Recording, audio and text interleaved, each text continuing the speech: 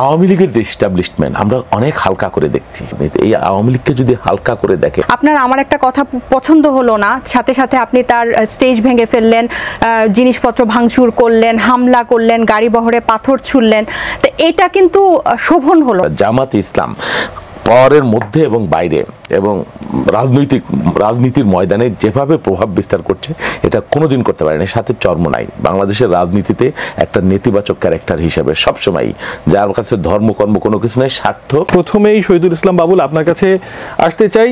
4-5 দিনের মধ্যেই প্রধান উপদেষ্টা ডক্টর মোহাম্মদ ইউনূস জাতীয় নির্বাচনের তারিখ ঘোষণা করবেন বলে জানিয়েছেন জাতীয় পার্টির নেতা মোস্তফা জামাল হায়দার। আজকে 13টি রাজনৈতিক দলের সাথে বৈঠক ছিল, তারপর তিনি বের হয়ে জানালেন। আপনার কাছে জানতে চাই, তাহলে কি নির্বাচনের পথেই হাঁটা শুরু করতে যাচ্ছে বাংলাদেশ? ধন্যবাদ শশী, আমার সহ আলোচক তাজনুবা জাবিন এবং আমাদের দর্শক শ্রোতা সবাইকে সালাম।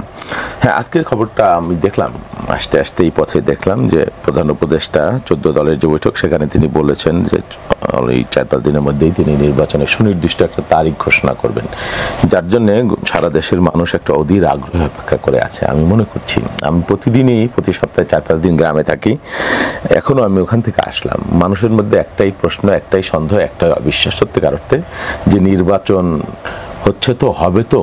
আমি বিশ্বাস করি যে প্রধান উপদেষ্টা যদি সত্যিকার অর্থেই তারিখটা সুনির্দিষ্টভাবে ঘোষণা করে দেন, মানুষের মধ্যে আস্থা তৈরি হবে এবং অনেক ধরনের সংকট থেকে আমরা মুক্তি পাবো। শুধুমাত্র এই যে সামাজিক বিশৃঙ্খলা বা নৈরাজ্য এটাই না, শুধু এর বাইরেও ধরেন আমাদের অর্থনৈতিক গতিশীলতা বা আমাদের ব্যবসা বাণিজ্য সব ক্ষেত্রে সর্বব্যাপী যে একটা অস্থিরতা এবং 4-5 দিনের মধ্যেই যদি প্রকৃত অর্থেই নির্বাচনের তারিখ প্রধান উপদেষ্টা ঘোষণা করেন, জাতীয় ঐক্যমত্য কমিশনে যে সকল বিষয়গুলোতে এখনো দলগুলো ঐক্যমত্যে পৌঁছতে পারেনি, অন্যতম হলো পিআর পদ্ধতির নির্বাচন নাকি আগের পদ্ধতিতে নির্বাচন। আপনি কি মনে করছেন তাহলে খুব দ্রুতই পিআর পদ্ধতিতে নির্বাচন হবে কি হবে না, এ বিষয়ে একটি ফলাফল আসতে যাচ্ছে? না, পিআর তো একটা নতুন ব্যবস্থা, টোটালি নতুন ব্যবস্থা। এই বিষয় সম্পর্কে এখনো বাংলাদেশের মানুষ ওয়াকিবহাল না, জানে না, অধিকাংশ মানুষ বুঝে না এবং এই বিষয় নিয়ে সব রাজনৈতিক দল একমত হতে পারেনি। এই বিষয়ে প্রধান উপদেষ্টা একটা সুস্পষ্ট বক্তব্য ছিল যে সংস্কারের যে সমস্ত বিষয়ে আমরা ঐক্যমত্য হব, সেই সব বিষয়ে একটা চার্টার তৈরি হবে, জাতীয় চার্টার, এবং পরবর্তী যে বিষয় থাকবে সেই বিষয়গুলো পরবর্তী সময়ের জন্য আমরা অপেক্ষা করব এবং আমরা আমাদের ম্যানিফেস্টোতে রাজনৈতিক দলগুলো আমরা দিয়ে দেব।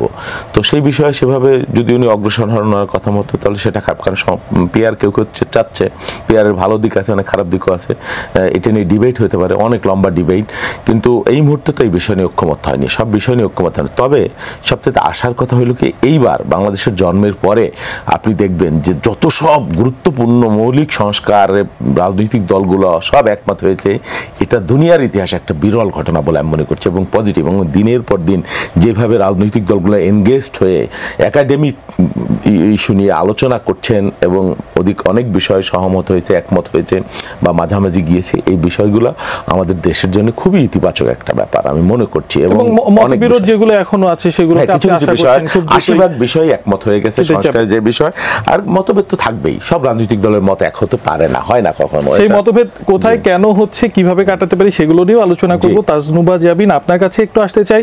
গোপালগঞ্জের সহিংসতা থেকে শুরু করে মাইলস্টোন স্কুলে বিমান দুর্ঘটনার প্রাণহানি, সচিবালয়ে শিক্ষার্থীদের ঢুকে যাওয়া, বাংলাদেশ ব্যাংকের পোশাক সম্পর্কিত নির্দেশনা যেটা পরবর্তীতে আবার প্রত্যাহার করা হলো, সবকিছু মিলিয়ে আপনি কি মনে করছেন দেশে একটি অস্থিরতার ভিতর দিয়ে যাচ্ছে?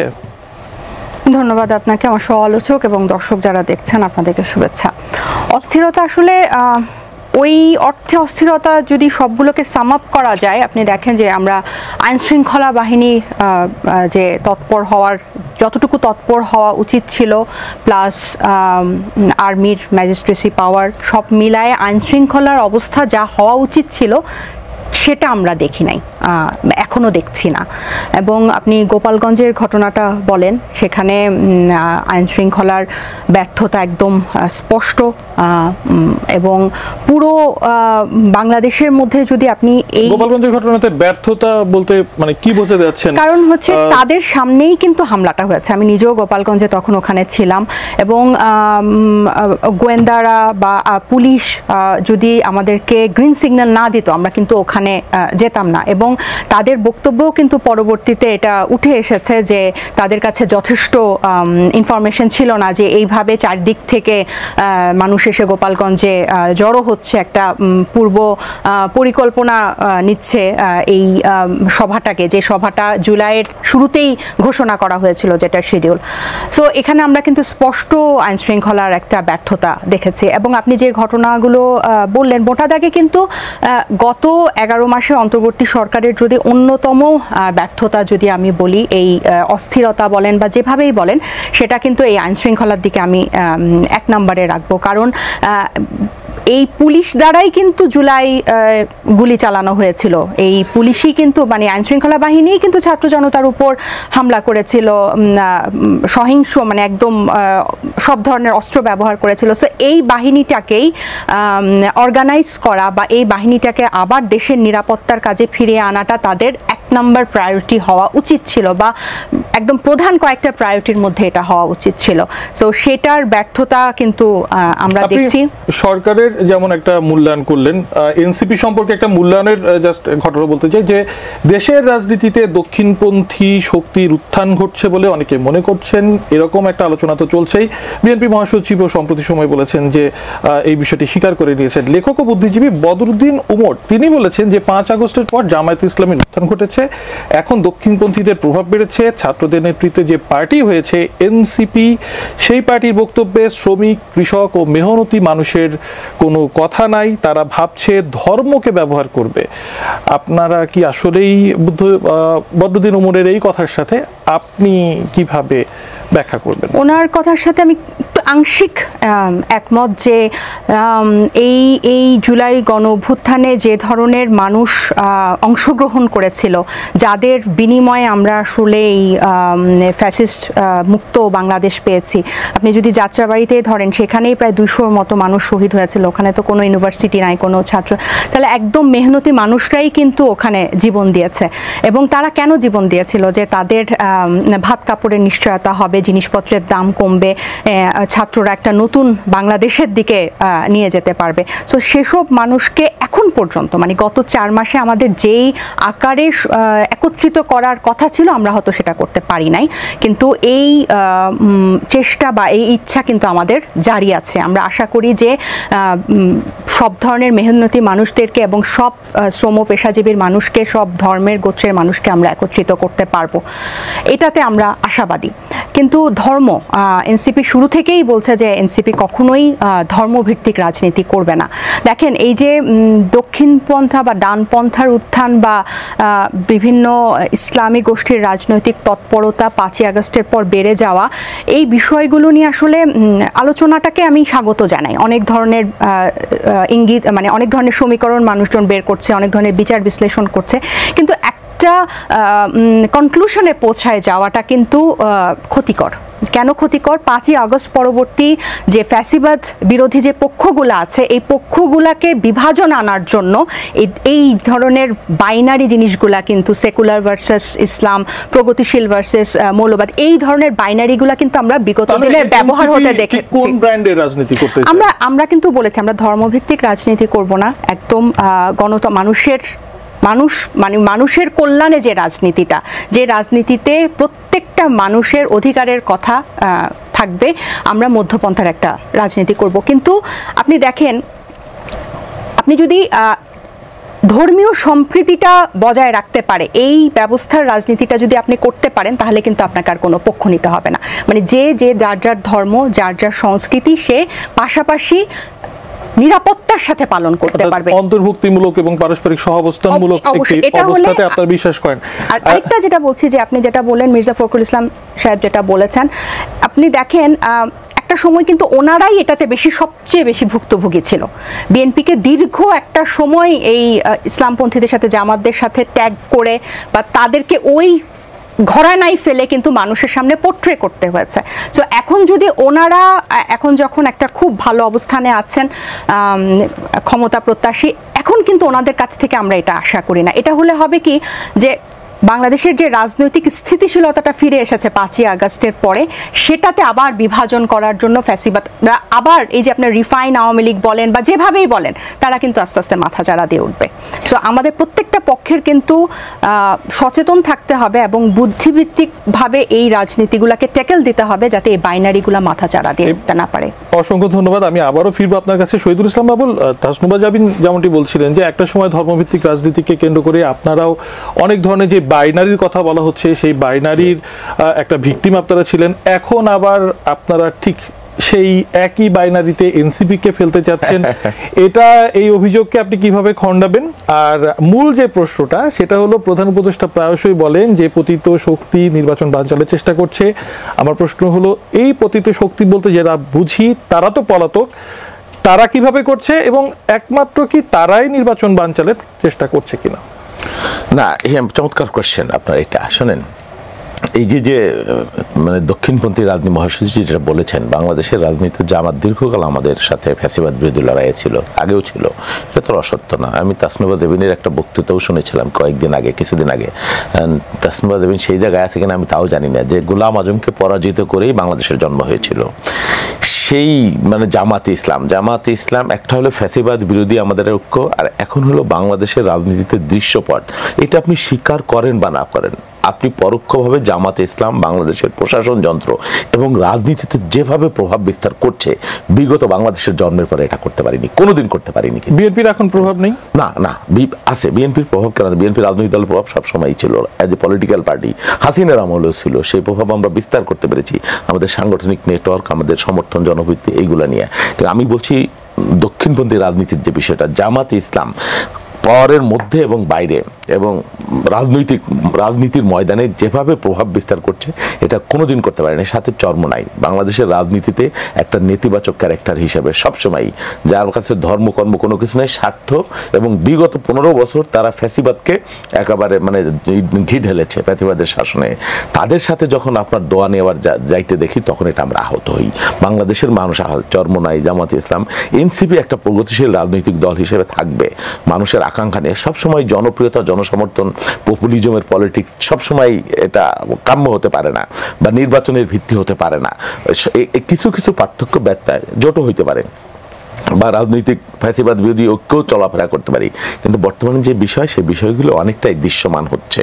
এনসিপির সাথে জামাতের সখ্য, জামাতের সাথে এনসিপির সখ্য, এগুলো আপনি অস্বীকার করতে পারবেন, অবশ্যই করতে পারবেন, কিন্তু বাস্তবতা যেটা, যত সখ্য, চরমোনাইয়ের সাথে যে সখ্য, জামাত তো একটা পলিটিক্যাল পার্টি, চরমোনাইয়ের পীর সাহেব তো ওই অর্থে একটা পলিটিক্যাল পার্টি না। তার যে বিগত দিনের বক্তব্য, বিবৃতি আর বর্তমানের বক্তব্য মানে পুরাই একেবারে 180 ডিগ্রি উল্টাতে। সেই জন্য মানুষ এগুলো মনে করছে এর মধ্যে রাজনৈতিক আদর্শগত কোনো মানে সম্পর্ক আছে বলে মনে করে না। এখন যেটা বললেন যে ফ্যাসিবাদ বিরোধী রাজনৈতিক শক্তি যে বিষয়, শুনে আওয়ামী লীগের যে এস্টাবলিশমেন্ট আমরা অনেক হালকা করে দেখছি, মানে এটা আমার রাজনীতির দূরদৃষ্টির অভাবের কারণে হোক আর যে কারণে হোক, আওয়ামী লীগ মানে তার যে এস্টাবলিশমেন্ট, হাসিনা পালাইছে, কিছু মানুষ পালাইছে, কিন্তু ব্যাপক একটা এস্টাবলিশমেন্ট শেকড় বাংলাদেশের রাজনীতি। এই আওয়ামী লীগকে যদি হালকা করে দেখেন, আওয়ামী লীগ পালাই গেছে, আমার ধারণা কেউ এবং ধারণা না, এটাই সত্য, সাথে সাথে আপনি বিএনপিকে আক্রমণ শুরু করেছেন সম্মিলিতভাবে, হায়নার মতো চারদিক থেকে।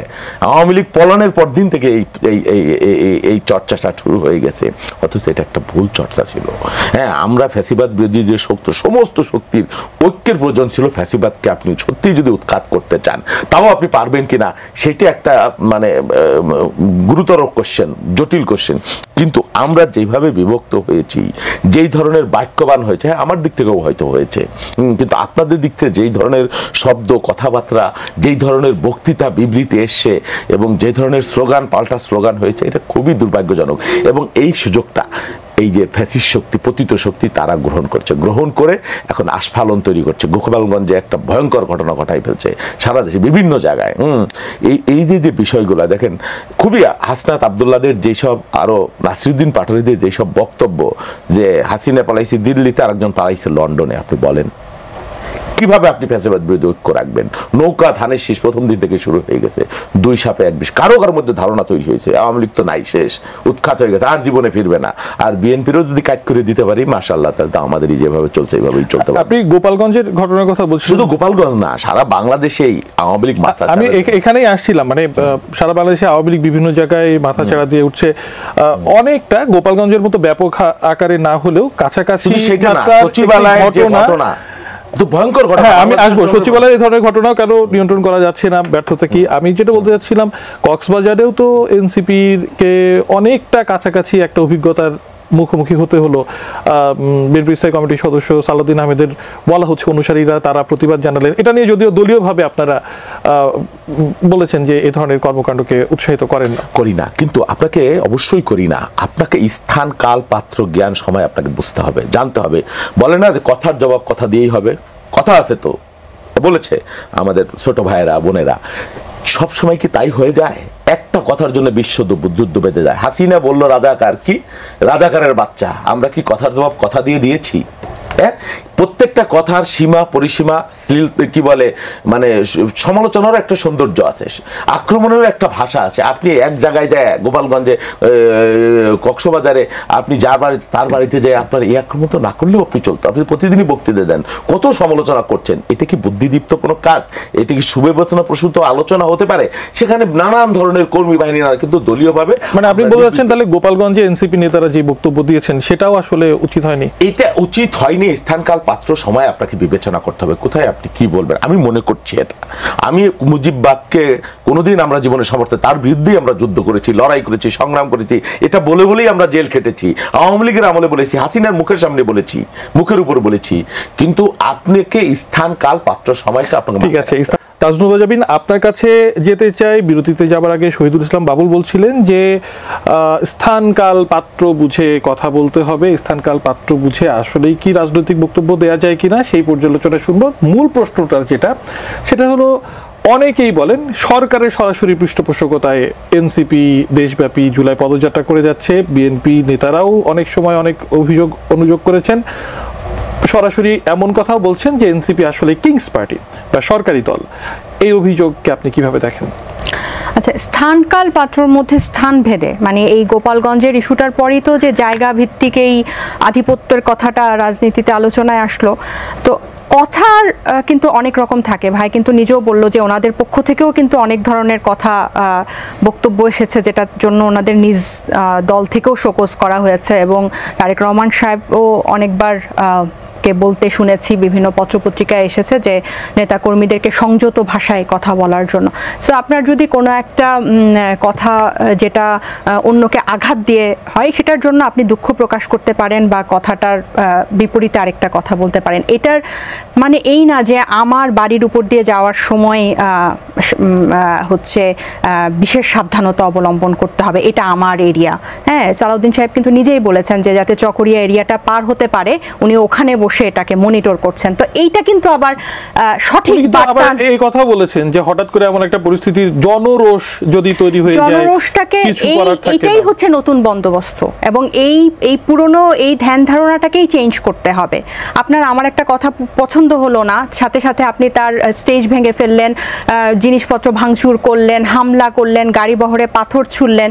তো এটা কিন্তু শোভন হলো না, এবং এগুলোর এতটুকু কিন্তু সম্প্রীতিটা থাকতে হবে বা শিষ্টাচারটা থাকতে হবে। আর এই যে রাজাকার যে স্লোগানের বিরুদ্ধে যেখান থেকে জুলাই বা অগাস্টের সূত্রপাত হয়েছিল, এটা কিন্তু অন্য একটা পর্যায়ে। এটার সাথে আসলে এই ধরনের রাজনৈতিক পারস্পরিক রেগুলার দ্বন্দ্ব বা রেগুলার কথার যুদ্ধটাকে আমার মনে হয় না তুলনা করা চলে। ওই কথা দিয়ে কিন্তু গণ অভ্যুত্থান শুরু হয়েছিল। এগুলো হচ্ছে আপনার প্রতিদিনকার রাজনীতির ময়দানে একজন আরেকজনের সাথে যে কথার তর্ক থাকে, কথার যুদ্ধ থাকে, সেটার একটা অংশ। সো আর এই যে অঞ্চল ভিত্তিক গোপালগঞ্জে গেলে এটা করা যাবে না, বা গোপালগঞ্জকে একটা আলাদা জায়গা মনে করতে হবে, বা এমনও কথা হয়েছে যে তারেক রহমানের নাম নেওয়ার আগে অজু করে নাম নিতে হবে, বা তারেক রহমানের বিরুদ্ধে কিছু বলা মানে গণতন্ত্রের বিরুদ্ধে বলা। এগুলোর জন্য কিন্তু আপনার যদি যুদ্ধ শুরু হয়ে যায়, সেটা কিন্তু একেবারেই কাম্য না। কিন্তু আপনি গোপালগঞ্জকে আপনি আলাদা করে দেখবেন যে এখানে সমীহ করতে হবে, সেটা আমি বুঝতে পেরেছি। কিংস পার্টি বলা হচ্ছে এনসিপি কে। কিংস পার্টি এটা গোপালগঞ্জে যখন হামলা হলো এরপর যখন আমাদেরকে নিরাপত্তা দেওয়ার বিষয় আসলো পুরো বহরকে, তখন থেকে দেখছি এই কথাটা আবার আলোচনায় আসছে।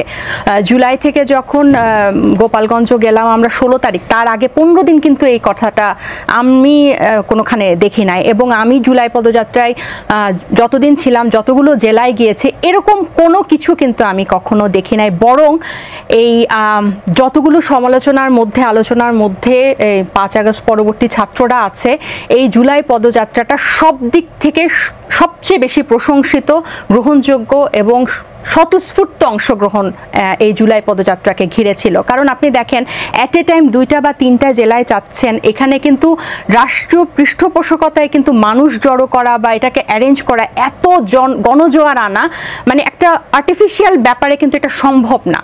জিনিসটা যে অর্গানিক, এটা কিন্তু আপনারা সভা সমাবেশ যেন নির্বিঘ্নে করতে পারেন, অবশ্যই নিরাপত্তা দেখার দায়িত্ব সরকারের। কিন্তু আপনি কি মনে করছেন না একটু বেশি দরদ পাচ্ছে সরকারের পক্ষ থেকে? বেশি দরদ অন্যরাও পাচ্ছে। হ্যাঁ, আপনি দেখেন তারেক রহমান সাহেবের স্ত্রী যখন আসলেন, উনি কিন্তু প্রোটোকলের মধ্যে ছিলেন। এবং এই গোপালগঞ্জে কিন্তু 16 জুলাইয়ের আগে অন্যান্য রাজনৈতিক দলগুলোও কিন্তু সভা করেছিল, কিন্তু একদম জানে মেরে ফেলার জন্য হামলাটা কিন্তু এই ছাত্র নেতাদের উপর হলো। এবং অনেক রাজনৈতিক বিশ্লেষক কিন্তু এটা স্বীকার করেছেন যে তাদের উপর আক্রোশটা সবচেয়ে বেশি, তুলনামূলক বেশি। একদম আমি নিজে থেকে বলছি, ওখানে আক্রমণটা কিন্তু একদম প্রাণনাশী ছিল।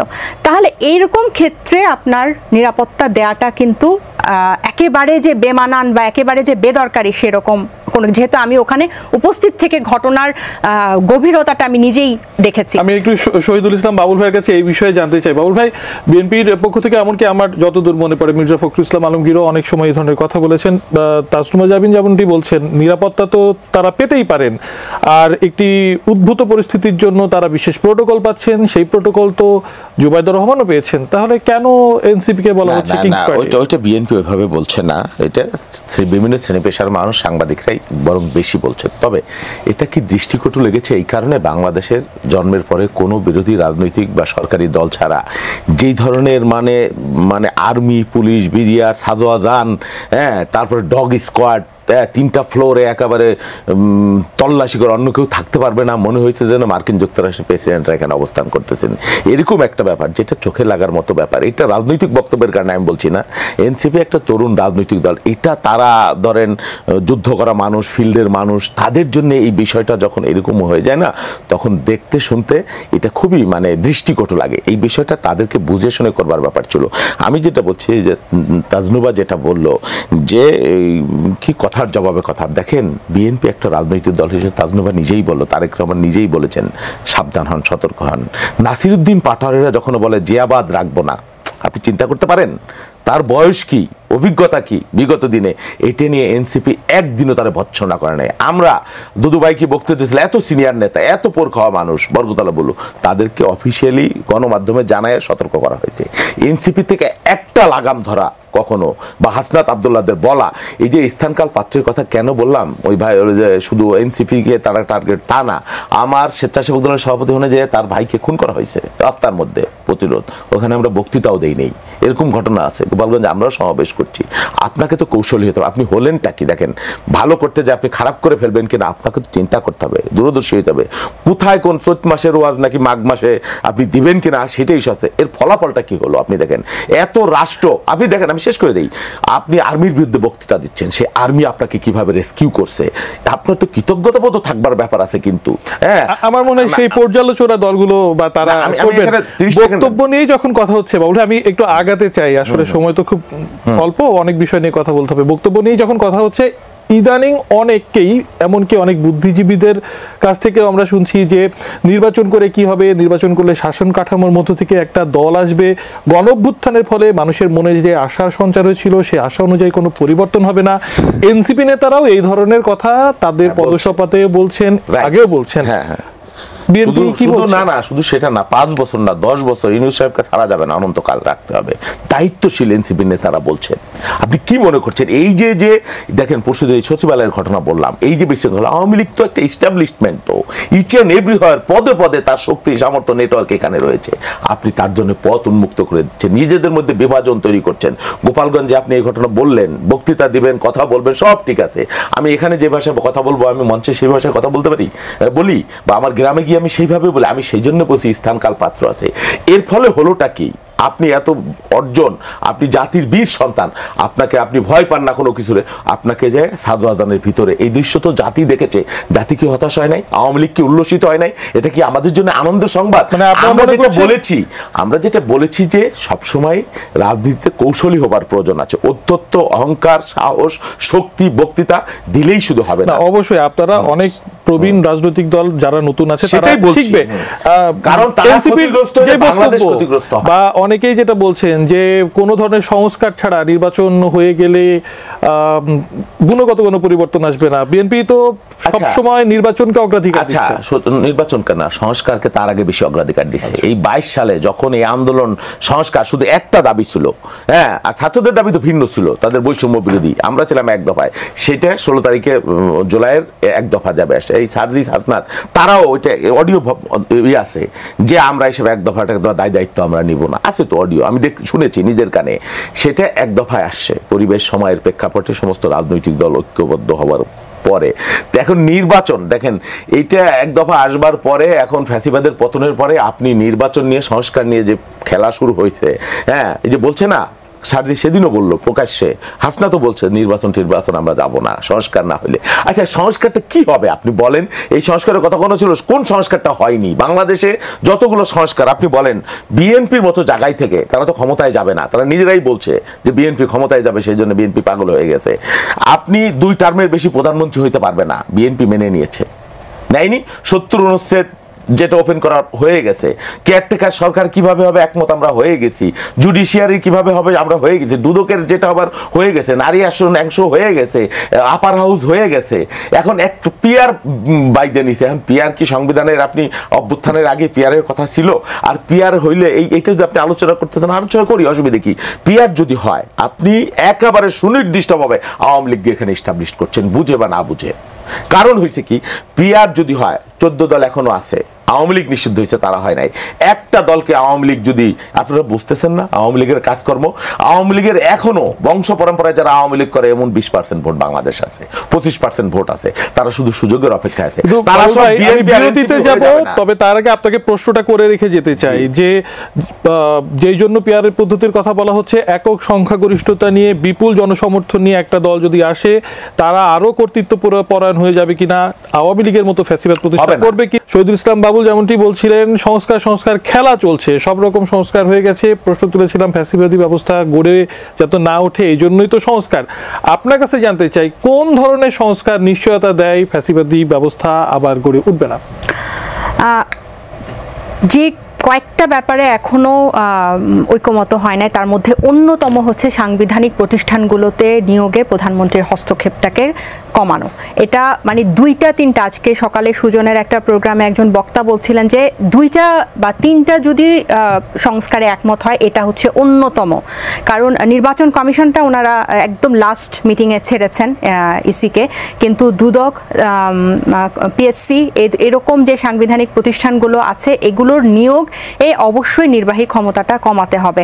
পিআরের ব্যাপারটা কিন্তু দেখেন, আপার হাউসের কিন্তু আমরা বলছি, আপার হাউসের যদি আপনি একটা আনুপাতিক পদ্ধতিতে নিয়ে যদি চেক অ্যান্ড ব্যালেন্স করা যায়, যারা সরকার গঠন করবে তাদেরকে, এই কারণটাতেই কিন্তু করা হচ্ছে, যাতে এই সংবিধান সংশোধনীটাকে বা সংবিধান পরিবর্তনটাকে নিয়মিত র্যান্ডম নর্মালাইজ করে না ফেলা হয়, মুড়িমুড়কির মতো যাতে সংবিধানটাকে চেঞ্জ না করা হয়, এটাতে যাতে এক ধরনের একটা চেক অ্যান্ড ব্যালেন্স পড়ে। এবং সবচেয়ে দরকারি হচ্ছে যে নারী আসনগুলোতে, এই নারী আসনের সংখ্যা 15 থেকে 30, 30 থেকে 50, 50 থেকে 100 করে তো এটা কোনো কিছুই হচ্ছে না। মানে এই সংরক্ষিত আসনটাকেই তো বিলুপ্ত করে এটার একটা অল্টারনেট কোনো কিছু করা, এবং এগুলো কিন্তু কখনোই একটা দলের মানে এই যে ভাই বললেন না সংস্কার দিয়ে কি হবে, সংস্কার মানে কি, এই সবগুলোর কথা কিন্তু গ্রাফিতির ভাষায় লেখা আছে। এগুলা কিন্তু এনসিপি নিজের কোনো মানে নিজের দলের বেনিফিটের জন্য কিন্তু এগুলো না হলে যে নির্বাচনে যাবে না এই কথাটা কিন্তু নিজের বেনিফিটের জন্য বলছে না। আরেকটা কথা হচ্ছে যে 5 বা 10 বছর যে ডক্টর ইউনূসকে ক্ষমতা, এটা সম্পূর্ণ অগণতান্ত্রিক। সেগুলো নিয়ে আসলে সময় যেহেতু একেবারেই সেটা মানে পলিটিক্যাল রিটোরিক নিয়ে কথা আমরা আপাতত আজকে শোতে আর করতে পারছি না, দুঃখিত। শহীদুল ইসলাম বাবুল, তাসনুভা জাবিন যেমনটি বলছিলেন সংস্কার ছাড়া তো আসলে কোনো গতি নাই তাদের কথা মনে হচ্ছে, এবং বিএনপি এই মুহূর্তে ক্ষমতায় নেই, তবুও বিএনপি দেখতে পাচ্ছি তৃণমূলে বেশ কিছু বেগ পেতে হচ্ছে। ক্ষমতায় আসলেও এই অবস্থা যে আরো বেগবান হবে না, আমরা কিভাবে আশ্বস্ত হব? না, আশ্বস্ত না হলে আপনি বিএনপিকে ভোট দেবেন না, এটা তো পরিষ্কার পথ খোলা আছে। শোনেন, সবচেয়ে বড় সংস্কার হলো কেয়ারটেকার প্রভিশনটাকে আমরা একমত হইতে পারছি এদের কিভাবে গঠন হবে, এবং পরপর এটা তো ছিলই না। আমাদের স্বৈরাচার হওয়ার সবচাইতে বড় সুযোগ হলো এইটা, কেয়ারটেকার সরকারের অধীনে ভোট না হওয়া। আমি মনে করি বাংলাদেশের সব সংস্কারের 70% সংস্কার এইটা, বাকি আরো আছে, এবং তার মধ্যেও আমরা 10-20 করে ফেলছি। বাকি আরো যার যেটা এক্সপেকটেশন আছে সময়ের সাথে আমি আশা করি হয়ে যাবে। এবং সবচেয়ে বড় কথা যে নির্বাচন না হওয়া, আমরা দায়িত্বশীল নেতারা যেমন সার্জি সেদিন বলছে যে পদত্যাগের কথা যেন মুখেও না আনে বিচার হওয়া পর্যন্ত, এটা খুবই দুর্ভাগ্যজনক এবং হঠকারী কথাবার্তা। আমরা চাই প্রত্যেকে আমরা দায়িত্বশীল কথা বলবো যার যার জায়গায় থেকে, এবং ন্যূনতম আপনাকে মনে রাখতে হবে ফ্যাসিবাদী শক্তি বাংলাদেশে তার শেকড় পতিত, এই ফ্যাসিবাদকে মোকাবেলা করতে হবে আমাদের সম্মিলিত শক্তি এবং ঐক্য লাগবে এই জায়গাটা, সেই পরিবেশটা যাতে নষ্ট না হয় এটা আমার বক্তব্য। জাতীয় ঐক্য ধরে রাখতে হবে। আপনারা আমরা এটাই আশা করি রাজনৈতিক দলগুলো অবস্থা বুঝেই তাদের মতো সবচেয়ে আশু যেই পদক্ষেপ সেগুলো নেবেন। অসংখ্য ধন্যবাদ।